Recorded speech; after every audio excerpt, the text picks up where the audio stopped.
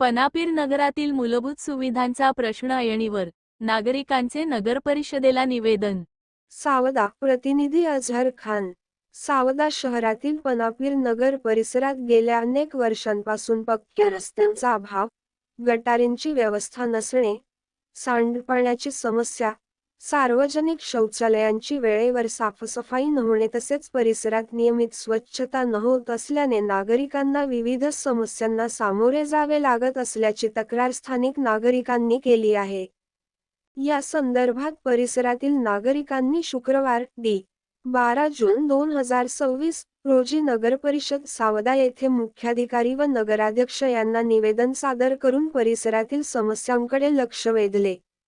निवेदनात नमूद करण्यात आले आहे की पनापीर नगर परिसरातील रस्ते अनेक वर्षांपासून कच्च्या स्वरूपात असून पावसाळ्यात मोठ्या प्रमाणात चिखल निर्माण होतो. त्यामुळे पादचारी, दुचाकीस्वार, शालेय विद्यार्थी तसेच ज्येष्ठ नागरिकांना मोठ्या गैरसोयींचा सामना करावा लागत आहे. परिसरात गटारींची व्यवस्था नसल्यामुळे सांडपाणी रस्त्यावर व मोकळ्या जागेत साचत असून त्यामुळे दुर्गंधी पसरत आहे. तसेच नियमित साफसफाई होत नसल्याने अस्वच्छतेचे प्रमाण वाढले असून नागरिकांच्या आरोग्याचा प्रश्न निर्माण झाला आहे.